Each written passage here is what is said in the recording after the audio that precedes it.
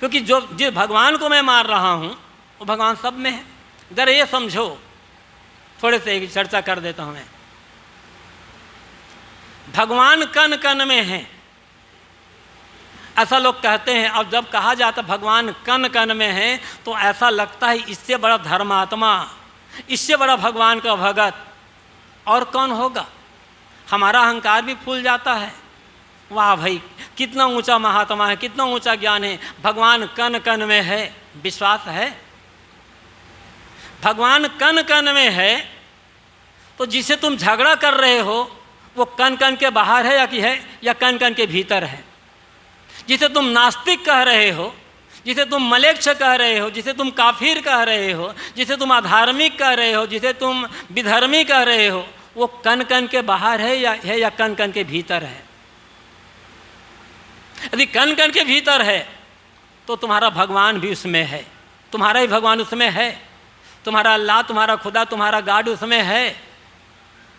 इसका मतलब किसी आदमी को अधर्मी कहना, किसी आदमी को विधर्मी कहना, किसी आदमी को नास्तिक कहना, अपने ही भगवान को अधर्मी और नास्तिक कहना हुआ, और फिर भी भगवान के भगत। कहाँ समझा भगवान को? जो भगवान को समझ जाएगा वो लड़ाई नहीं करेगा। ईशावास्योपनिषद में मंत्र आता, पहला मंत्र ईशावास्योपनिषद का, ईशावास्यमिदं सर्वं यत्किंच जगत्याम जगत तेन त्यक्तेन भुंजिथा मां गृधक अससिद्धनम। ऋषि कहते हैं ईशावास्यम इदम सर्वम यत्किंच जगत्याम जगत, जगत में जगत, संसार में जो कुछ है यह मान लो कि सब जगह ईश्वर बसा हुआ है। मानने की बात कह रहे हैं ऋषि, ये मानो कि संसार में सब जगह ईश्वर बसा हुआ है। इसका मतलब क्या होता है? जब संसार में सब जगह ईश्वर बसा हुआ है तो किसी से झूठ बोलना ईश्वर से झूठ बोलना होगा, किसी को धोखा देना ईश्वर को धोखा देना है, किसी से लड़ाई झगड़ा करना ईश्वर से लड़ाई झगड़ा करना है, किसी से छल कपट करना ईश्वर से छल कपट करना है। तो ईश्वर की भक्ति की जा रही, फिर भी व्यवहार कैसा हमारा हो रहा है? जब सब जगह ईश्वर बसा हुआ है ना तो फिर झूठ किससे बोल रहे हो? जो व्यक्ति ये विश्वास कर लेगा कि ईश्वर सब जगह बसा हुआ, सब जगह, सब में बस, कण कण में बसा है, उस आदमी के मन में किसी के लिए द्वेष नहीं होगा, किसी के लिए घृणा, किसी के लिए बैर, किसी के लिए विरोध, किसी के लिए द्वेष भाव हो ही नहीं सकता। और इस ईश्वर सब जगह है, सर्वत्र व्याप्त है। जिस आदमी को विश्वास होगा वो आदमी कहीं भी गलत काम नहीं कर सकेगा, क्योंकि वहाँ जहाँ तुम गलत काम कर रहे हो वहाँ भी ईश्वर तुम्हें देख रहा है। लोग कहते तो हैं ईश्वर भैया, कहाँ नहीं है ईश्वर? ईश्वर तो हर जगह है, सब कण कण में ईश्वर बसा हुआ है। जब घूस लेते हो तो आदमी से डरते हो कि भगवान से डरते हो? ये घूस लेने वाला किससे डरता है? जहाँ घूस ले रहे हो वहाँ भी तो ईश्वर है ना। तो इस ईश्वर से डर नहीं है, आदमी से डर है। दुकान में जब मिलावटबाजी करता है आदमी तो देख लेता है कोई आसपास कोई देख तो नहीं रहा है आदमी। डर आदमी से है, मतलब आदमी ईश्वर से भी बड़ा हो गया है उसके लिए, तभी आदमी से डर रहा है, भगवान से नहीं डर रहा है। और फिर भी कहता हम भगवान के बहुत बड़े भगत। ये झूठी भक्ति काम नहीं आएगी, झूठा भगवान भी काम नहीं आएगा। और सब अपने अपने झूठे भगवान को लेकर के लड़ रहे हैं। अभी ज्ञानेश्वर जी बोल रहे थे, छोटे से मंदिर में अनेक भगवान। हमको यदि ये 2 बाय 2 का होगा, इसी में कह दे साहब पूरी रात इसी के भीतर रहना है, बहुत मुश्किल तो हो जाएगा, लेकिन 2 बाय 2 के इसमें 100 भगवान बड़े आराम से रह लेंगे, क्योंकि हमारा भगवान बनाया हुआ है। मैं गुजरात गया था, 6-7 साल पहले की बात है। जिसके घर रुका था तो वहाँ के देवी ने कहा साहब मेरा मायके इसी में है, इसी गांव में, चलिए थोड़ा हो ले। गए। उनके पिता और भाई तो चले गए थे काम करने के लिए, माँ और भाभी थी गए, स्वागत सत्कार बोले, निकलने लगे तो दरवाजे पर एक छोटा सा मंदिर बना हुआ था। उसने कहा, देखिए साहब, हमारी माँ और भाभी कितने भगवान इकट्ठा किए हुए हैं। छोटे मम्मी ने कहा, बहुत अच्छा किए हुए हैं। मान लो एक ही भगवान होता और घर वाले पर विपत्ति पड़ जाए और भगवान छुट्टी पर चला गया होता तो क्या होता? बड़ा मुश्किल में आ जाते हैं ना घर वाले लोग। इसलिए 4-6 भगवान है, कोई ना कोई तो रहेगा भला। और मान लो आप बीमार पड़ गए और भगवान बीमार पड़ गए तो रहे, सेवा कौन करेगा आपका? अरे 2-4 भगवान रहेगा तो कोई ना कोई तो आ जाएगा काम में, हैं? कितना आदमी अपने को धोखा दे रहा है। और भाई एक चीज़ और कह दो, बात थोड़ी कड़वी लगेगी। ये ज़्यादा भगवान डरी हुई मानसिकता और लोभी मानसिकता पहचान। जो आदमी जितना डरा होगा और जितना लोभी होगा उसके पास उतना ज़्यादा भगवान होगा। क्योंकि उन भगवानों से अपनी मान्यताओं को, कामनाओं को पूरा करवाना है और उन भगवानों से अपने चीज़ों की रक्षा भी करवाना है। जिस आदमी को अपने कर्म पर विश्वास होगा, अपनी त्याग, अपने तप, अपनी साधना पर विश्वास होगा, वो आदमी कभी भगवान का मुंह नहीं ताकेगा। मैं अपनी बात में समाप्त करने वाला हूँ। तो धर्म क्या है? मठ, मंदिर, पूजा पाठ, ये सब कर्मकांड है, इसकी आवश्यकता है। लेकिन धर्म इतने में सीमित नहीं है। धर्म है शील, सदाचार, नैतिकता, उत्तम चरित्र, उज्जवल आचरण, मनुष्य के साथ मनुष्यता का व्यवहार। इसको हम करें। बस दो से हमें काम करना है, ईमानदारी पूर्वक काम, मनुष्यों के साथ प्रेम का, सेवा का व्यवहार। इतना कर लो, भगवान की असली पूजा यही हो जाएगी। जहाँ भी रहो ईमानदार रहो और जहाँ भी रहें मनुष्यों के साथ सुंदर व्यवहार करें। यदि ईमानदारी छूटी और मनुष्यों के साथ सुंदर व्यवहार छूटा, फिर भगवान को समझ नहीं पाओगे। इस लोग, किसी कवि ने जो पंक्ति कही है बहुत मार्मिक है। उन्होंने कहा है, प्यार जो करता नहीं ईमान को, प्यार जो करता नहीं इंसान को, भगवान को। ईमानदारी और इंसान से प्रेम, यही भगवान की पूजा है और यही धर्म है। और इसी धर्म की कमी आज होती चली जा रही, बाकी धर्म तो बढ़ते चले जा रहे हैं। अंतिम में सदगुरु कबीर कहते हैं, जो जीवन का लक्ष्य है परमानंद की प्राप्त, परम शांति की प्राप्त, कल्याण की प्राप्त, भगवान की प्राप्त, वो बाहर कहीं नहीं है। हमें बाहर से मोक्ष, शांति, कल्याण, परमात्मा नहीं पाना है, मिला हुआ है, नित्य प्राप्त है, केवल पहचानना है। और पहचान करके अंदर का जो गर्दा गुबार से छोड़ देना। जय खोजट कल्प हो गया, घटे माही सो मूर, बाढ़ी गर्भ गुमानते ताते पड़ गई दूर। साहब कहते हैं, जिसे खोजते खोजते अनादिकाल का समय बीत गया, वो जो मूल तत्व है वो तुम्हारे घट के भीतर विराजमान है, तुम्हारे भीतर बैठा हुआ है। अब भीतर बैठा हुआ है तो अनुभव में क्यों नहीं आता? साहब कहते हैं, बाढ़ी गर्भ गुमानते, अहंकार बढ़ गया और संदेह बढ़ गया, इसलिए तुम्हारा परमात्मा तुमसे दूर हो गया है। इसलिए साहब ने भी कहा है, घूंघट का पट खोल रहे तो को पीऊ मिलेंगे। घूंघट या घूंघट है अविद्या, अहंकार। अविद्या अहंकार का पर्दा हटा दो, परमात्मा का, आत्मा का, ब्रह्म का, जिस शब्द से कहो उसका साक्षात्कार हो जाएगा। समस्या ये नहीं है कि परमात्मा नहीं मिल रहा है, समस्या ये नहीं है कि मोक्ष में नहीं मिल रहा है। समस्या यह है कि हम अपने अहंकार को दूर करने का काम नहीं कर रहे हैं, अपनी अविद्या को मिटाने का काम नहीं कर रहे हैं। पाना कुछ नहीं है, केवल और केवल अपने आप को गढ़ते छिलते संवारते चले जाना है। एक अनगढ़ पत्थर होता है, जिस पत्थर की कोई खास कीमत नहीं होती, हम मुफ्त में भी लेने तैयार नहीं होते। उसी अनगढ़ पत्थर को जब एक कलाकार, मूर्ति बनाने वाला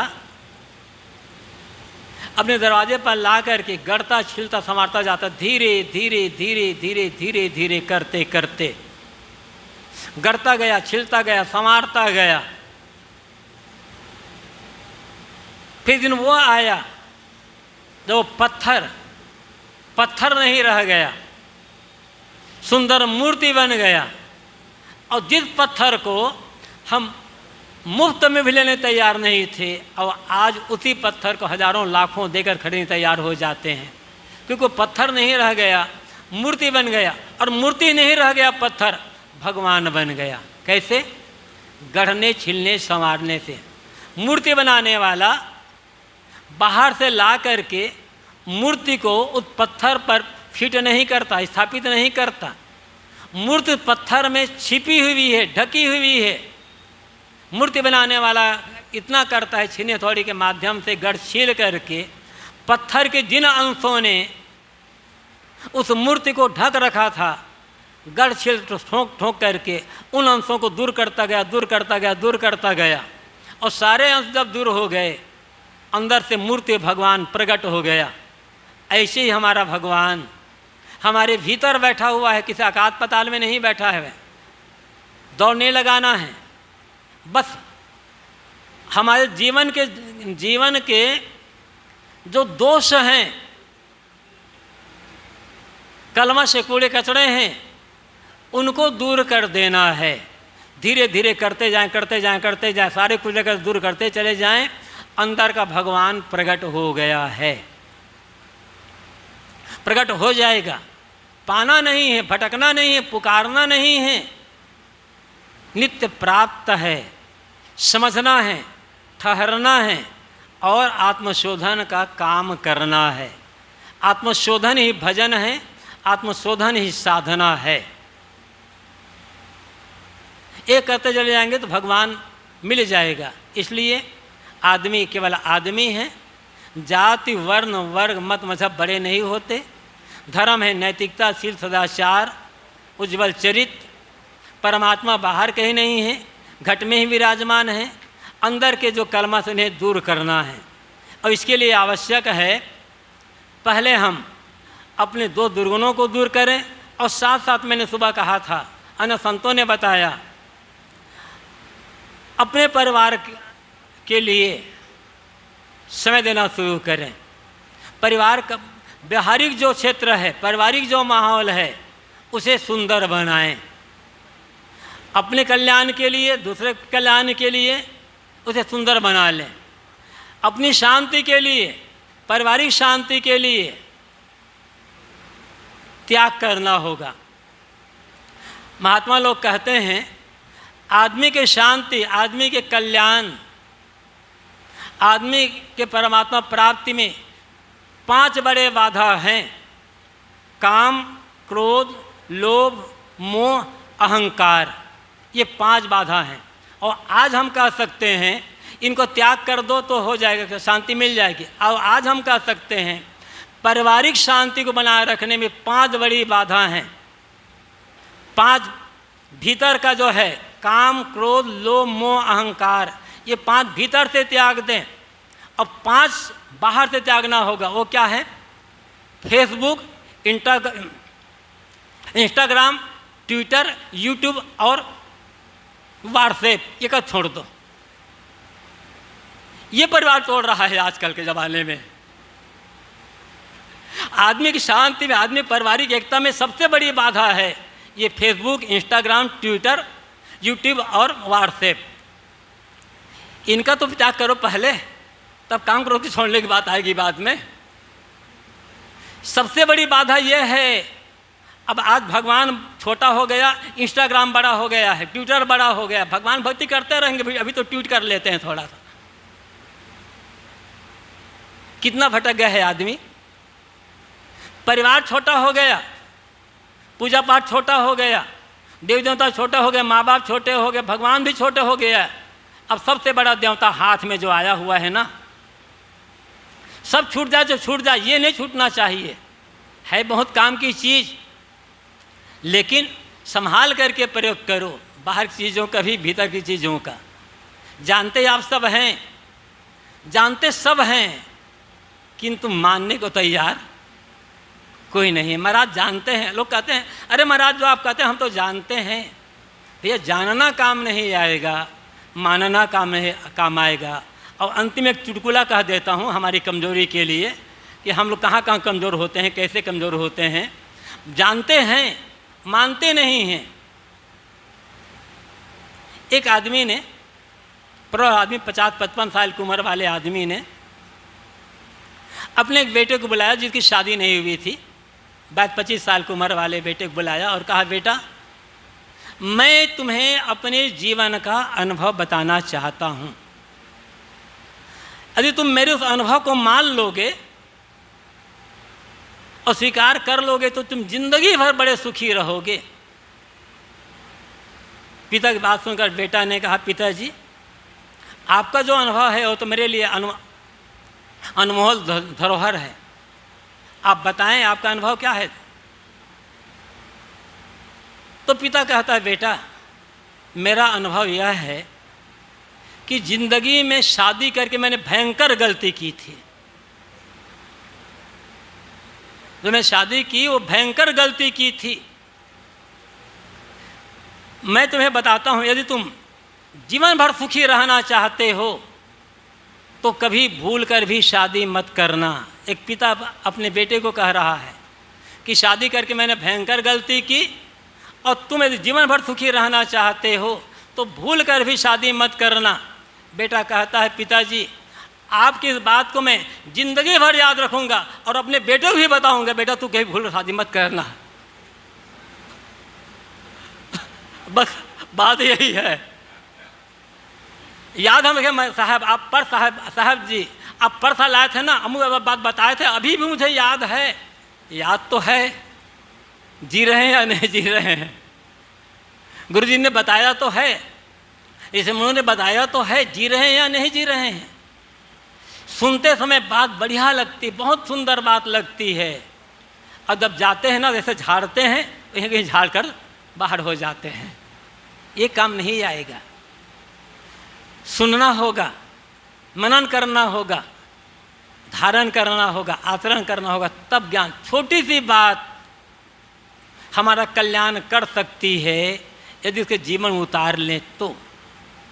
और न उतारें तो बड़ी बड़ी पोथियों को गाते रह जाएं, कोई फर्क नहीं पड़ने वाला है।